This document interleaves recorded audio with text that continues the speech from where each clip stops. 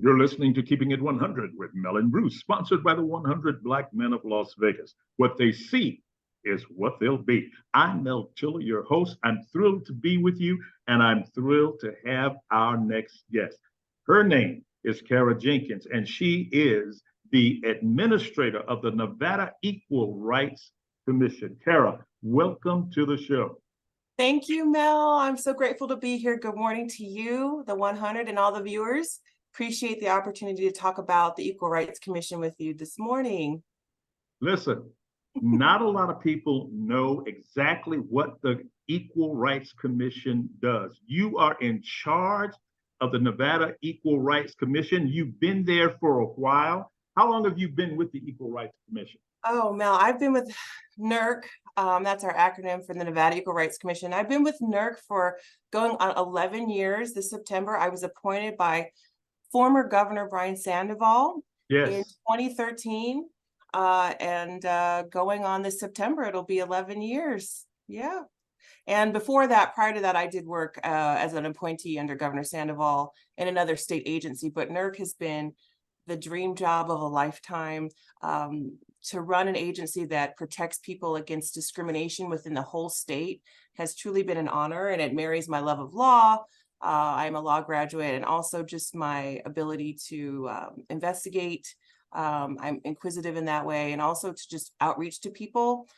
This has been a great opportunity to make sure that Nevada is at the forefront of making sure that we're on point with making sure people feel equally included in the state. So I'm so glad to be here. Outreach is a very big, strong component of our agency. The other aspect is investigation, but this is where we get to be friendly and can say hi and talk to people about what we've seen and how we look at discrimination cases in the state, and also offer to your viewers an option to reach out to us should they feel that they've been discriminated against in housing, by their bosses in employment, or in public spaces, in schools, in businesses, and all aspects of basically living here in the state.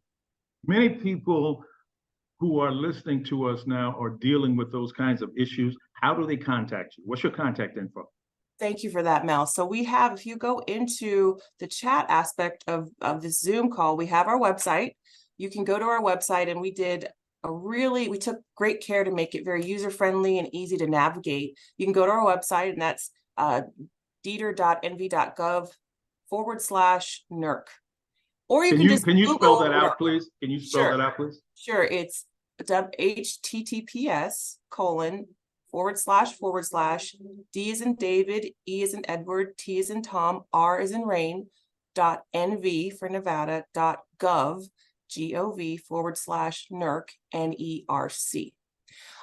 You can also just Google Nevada Equal Rights Commission, and we'll pop up in the search engine there, and you can just hit our website to bypass typing in that.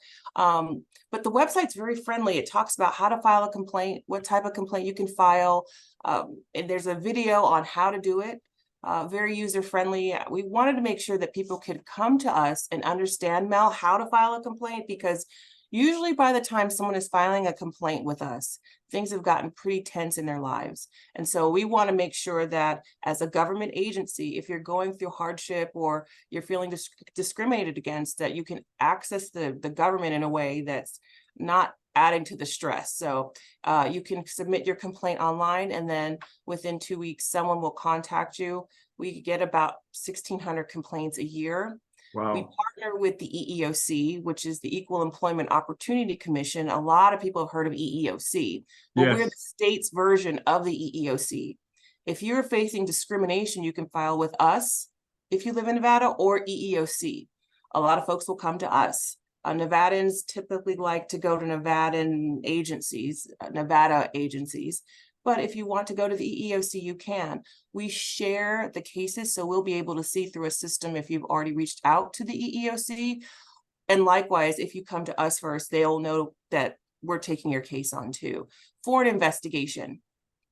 We're also available for employers or community groups or organizations that don't want to charge for training. to prevent it. The best way to prevent discrimination is to train on what you should do and what you shouldn't do in the workplace, what's legally acceptable behavior and what is illegal behavior. We talk about illegal behavior, Mel, we're talking about sexual harassment in the workplace. No, Yes. we're talking about harassment based on race or color, inappropriate texts, emails, singling out, hostile work environment, making someone feel less than because of their race or their disability, making someone feel worthless because they're getting older, or treating them differently because of their age, denying them a promotional opportunity because they're a woman, paying them less because they're a woman, Yes. firing them because they're pregnant. These are some of the types of complaints we see here at NERC. Complaints dealing with pay, like pay inequity just based on I worked a full day, but I didn't get my check. Those are wage issues, and those go to the labor commissioner, and that's another agency. And we triage a lot. A lot of times folks get our agency mixed up with the labor commission, the state's labor commission, but we don't do wage issues. We don't deal with that. We deal with treatment on the job based on your race, your color, religion, that's your belief in God or your atheism, sex, sexual orientation, your gender identity, how you choose to express yourself through your outward appearance and gender, disability, if you require an accommodation at work and you're not getting one within a reasonable amount of time after requesting it, you Yes. can contact us. These are the things. Now, this is just one area that we investigate to make sure that employers are doing the right thing. Okay, so look, you talked to us about training. I'm very interested in that, and so are a lot of our listeners. Is there a cost for your training? Mel, we are free 99. All right, all right. We are a government agency. We're at your disposal. We are free 99. We ask that you email your inquiries or requests for training on our website. We have a whole tab. It's called trainings, I believe is the tab. Or you could just call our office, our number. You can call our Reno office if you're up north, or our Vegas office if you are down south, and let Tina know, or Coralie, my staff, know, hey, we'd like a training. And guess who does the training, Mel? Who does the training? Oh, I'm that administrator that does and we will custom tailor make it to whatever it is you are needing at your place of business. So we've had agencies say, hey, we're having an issue with, we think this is going in a bad way with a manager that has been harassing folks, making just corny jokes, but over time, corny jokes based on race or sex can lead to a charge. yes. It's not okay. And we want to prevent it. So can you tailor your training to talk about what the law says about sexual harassment or jokes, third-party harassment? Please focus your training on that, because here's the deal. A lot of discrimination now, Mel, is like, it's very passive. It's not like, back in the day where they would, we still get random, really egregious cases where there's like nooses in the locker room. Yes. And it's in the manager's office. There's like a noose hanging or something like that, which is just straight up a violation. But now it's more covert, it's more passive, it's little comments, it's innuendo, it's pretextual, it's little subtle microaggressions. But for example, it would be like, well, sending an email saying you're people, or jokes. And so it's more covert in that, but we still will take a look at that. We have a team of investigators that are very well trained in the laws to prevent discrimination. And so we'll take a look at those, but we can train to prevent it. And it really, to stop discrimination, it starts with the top down, management up, and really having a zero tolerance policy for treating people differently. You're really at work just to do a job. Everything else is just, supplemental. You're there to show up and do a job. And so if you're being asked to do things that are not within your job description, or you're being treated differently, but has nothing to do with your work product, we'll take a look at that. Now, Mel, if you file a charge with us and say you get fired by your employer, but you've been tardy or late, 10 days in a row, they have what's called a legitimate employer reason to terminate you. It may not be because of your protected status as in color, race, national origin, or disability. We get a lot of those where,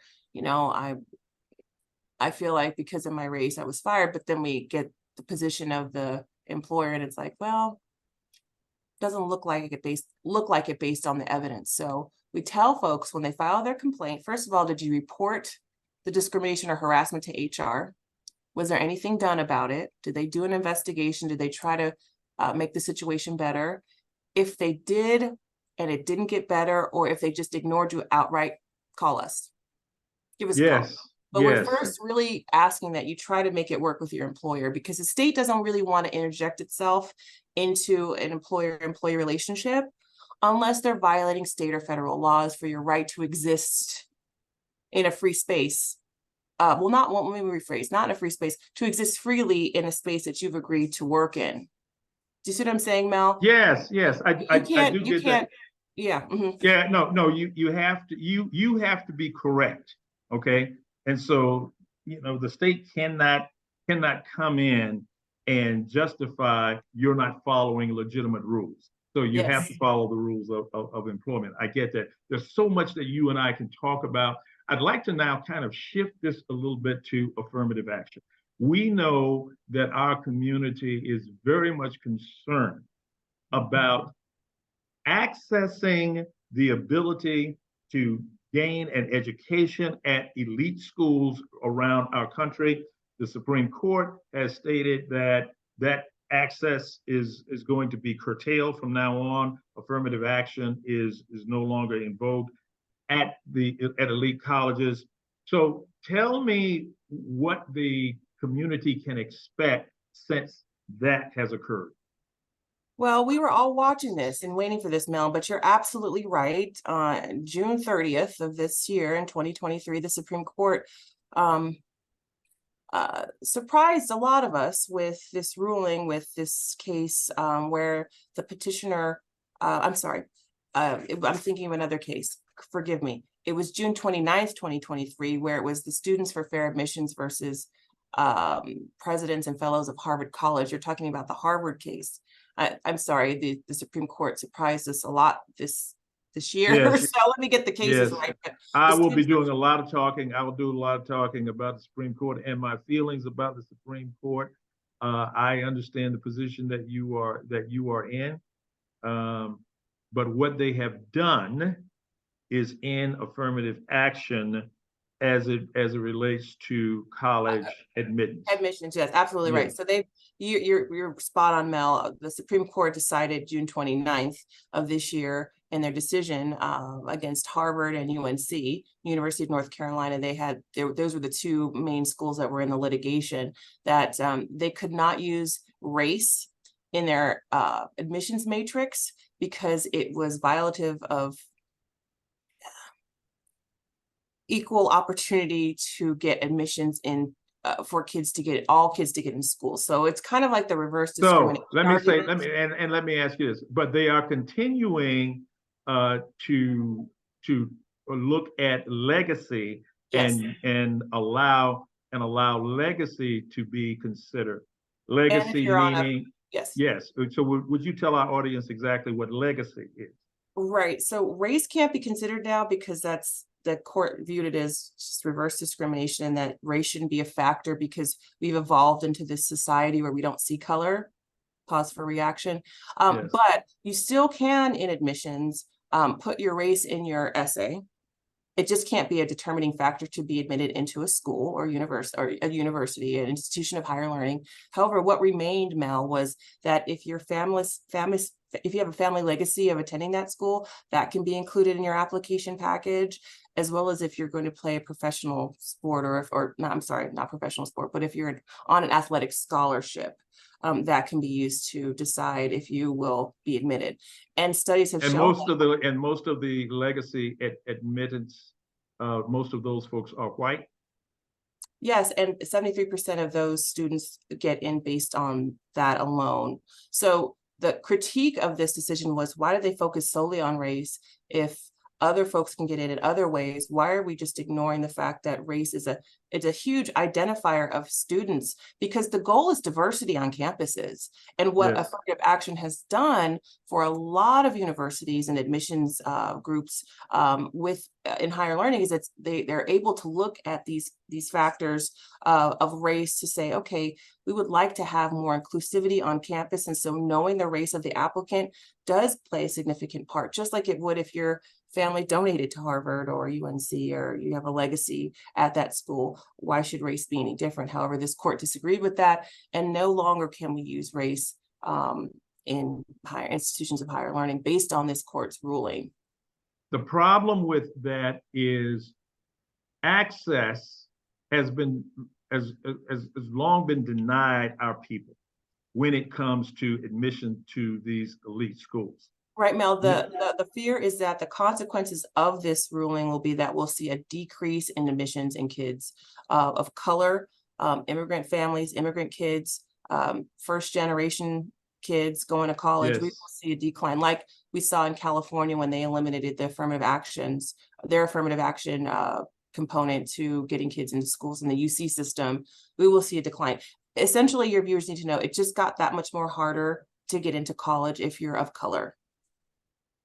And what is the state, what is the nation doing about that? What is the Biden administration doing about that? Right. Well, I looked into this, Mel, because a lot of us were scratching our heads and were concerned, and just reading about this, you know, I did see that the White House had come out publicly and they made a statement disagreeing with this. They were not in favor of this ruling, and so they are in the process of giving out guidance. The White House has executive oversight over the United States. It's the United States Board of Education, and so they are Department of Education, and they're going to be issuing out guidance any day now to colleges and universities to get around this, so they can still get to the goal of inclusion and diversity on campus. And so they're going to give clarity on what practices are acceptable. All they know is that they can't use race, but they can look at it in an essay. And I think they're going to be convening a national summit on education.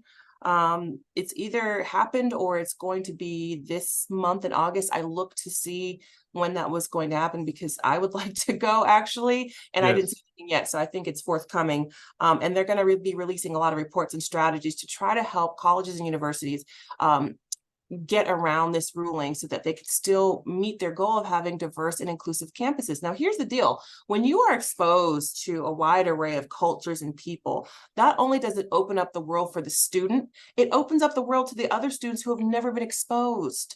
It Yes. is a win-win for everybody. So education should be for everybody, in the sense that if you work really hard and you have an opportunity to go to school, your race shouldn't be a barrier, or the fact that your parents aren't longtime donors should bar you from, institutions of higher learning.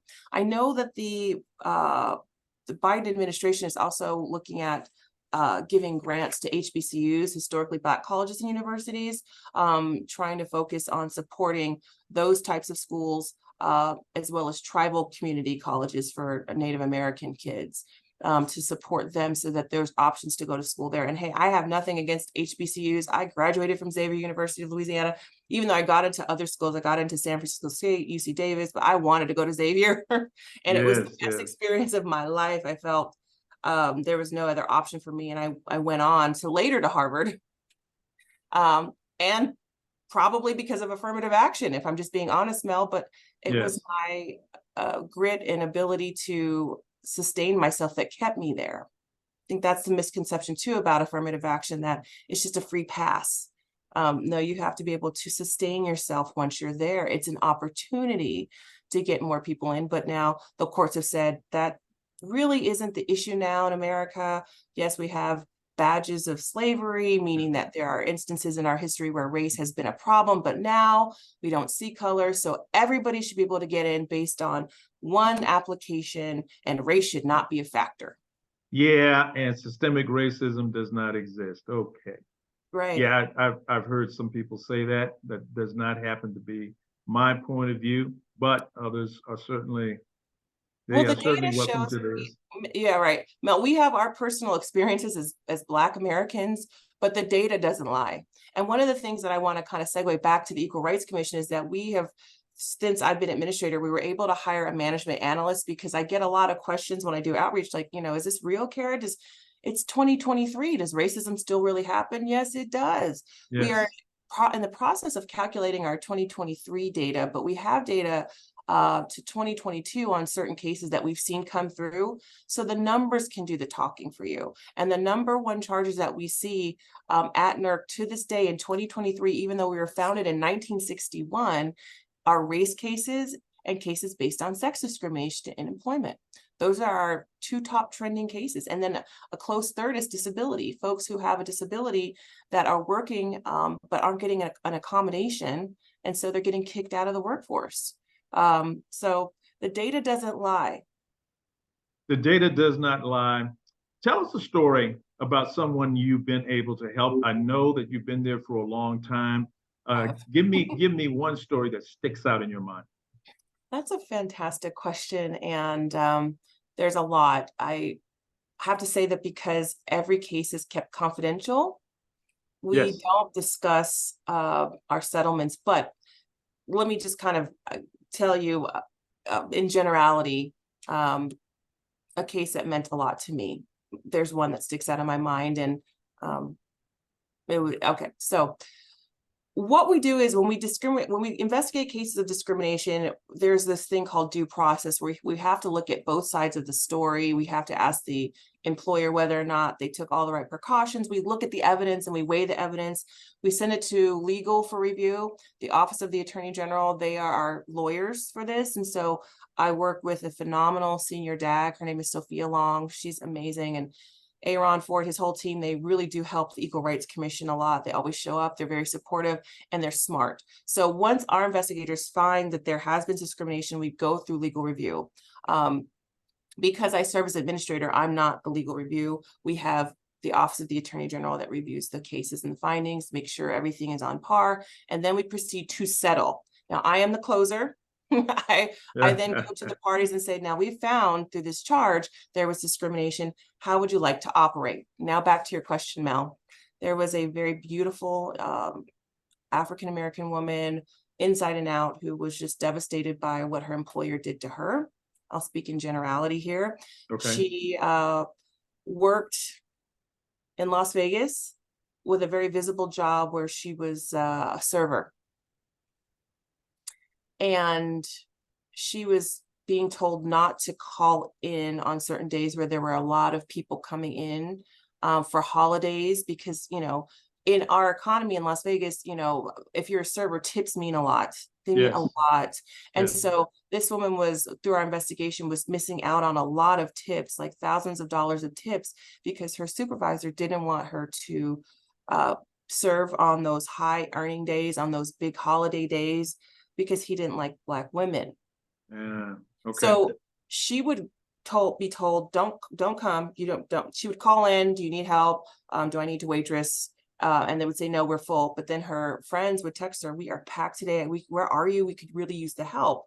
And she was questioning, well, why wasn't I asked to get called in? She was constantly critiqued on her skin color, how she presented in her Wait a minute. She was critiqued on her skin color? Yes. Her appearance, her bathing suit.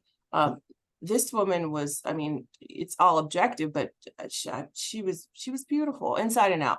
And so what it did to her self-esteem and what it meant to her to not be called in, it was embarrassing. She decided to file a complaint with NERC, and one of my amazing, phenomenal investigators ran the investigation. Initially, I'm screened because I do the mediations. Once it gets to a probable cause finding or it looks like there's discrimination, Mel, and it goes to me in legal, then I actually open the case up for the first time. So I'm aware of what's going on. We both agreed that this was discrimination based on race. And we went to the employer and we settled for close to, a lot. A lot. Okay. So she, right. so she, it was very close to a six-figure settlement. And she was able to, I think, well, at that point she had resigned out, but she was able to go follow and further other dreams that case stands out in my mind because she wrote the nicest letter thanking us, talking about how validating it was that even despite her industry in modeling and that it wasn't a traditional 9-to-5 job, she was still very much respected by the agency, and that the fact that her skin was a problem where she couldn't make tips, but that we saw the racism in that. I mean, those things make you happy. And then we have cases that go to public hearing where even if we find, Mel, that there has been egregious discrimination, they don't care. So we have a couple cases, and it's on our website, where we have public hearings. We get the permission of who we call the charging party or plaintiff to go before our board publicly. So we publicly shame and call out the employer. This is very rare. I will say this, a lot of employers definitely want to settle. They don't want a media circus around harassment. It's just not public perception either. And usually it's like a manager that just didn't act right. But still, that manager is an agent of the company and they represent the company. And so that's why training's important. And we train for free. We have cases where we've, gone public, and there was one case in particular against a bar on the Strip. You guys can look it up. And one of the owners was coming in and slapping butts of waitresses who were working there. And so we basically put an end to that. But it was a very big deal, and it still goes on to this day. But again, the data doesn't lie. There's still very much a need for the Equal Rights Commission, and we're very proud of what we do. We do also celebrate Black History Month, Asian American Pacific Islander Month. We lift up all the major holidays, Hispanic Heritage Month.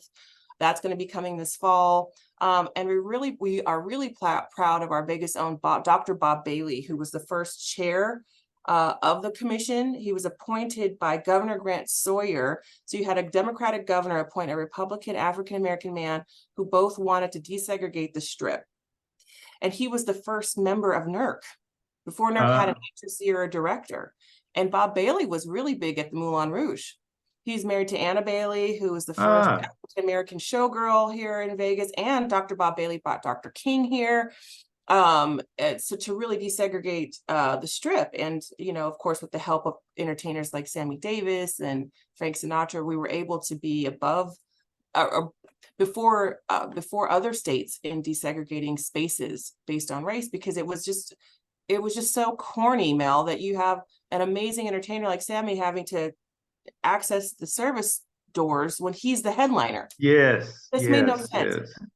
Same with actors and other major acts here. So talk about Vegas all you want, but really there is a piece of civil rights history embedded in this city, in this state, where we were basically at the forefront of making sure that equal enjoyment and access was provided for in statute before federally stuff started happening. KJ, you have been absolutely wonderful. We're going to have you back. There's so much that we can talk about. Listen, we're going to have you back, and we're going to break this down. We'll talk about certain segments and so forth.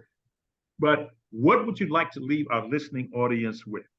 Well, I want to say, first of all, I love the 100 Black Men. My father, Daryl Jenkins, recently passed, but he was the president for the Sacramento chapter. Your work is phenomenal in making sure people feel seen in the community, that young kids know that they have a future. And thank you for all the work that you do. And Martin, you all are amazing. And we are just so grateful for organizations like yours.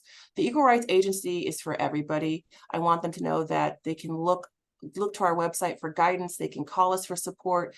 And most importantly, if they feel that they face discrimination, they can file an online complaint. Complaints are online now by going to our website. And I just want to thank you for this opportunity to allow the government to be visible, because a lot of folks don't really know what government services are out there or trust the government per se. But I really appreciate, kind of the endorsement of the 100, because you make us cool.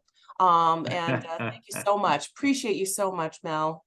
Thank you so much, KJ. Always a pleasure seeing you. Ladies and gentlemen, we've been talking about the Nevada Equal Rights Commission. Look them up. They do a wonderful job, and they are there to help you. We've been talking with the administrator, Kara Jenkins. She does a phenomenal job. We will have her back, and we will have her explain more about how you can use the Nevada Equal Rights Commission. We are keeping it 100 with Mel and Bruce, sponsored by the 100 Black Men of Las Vegas. What they see is what they'll be. I'm Mel Tiller, your host, and that's keeping it 100.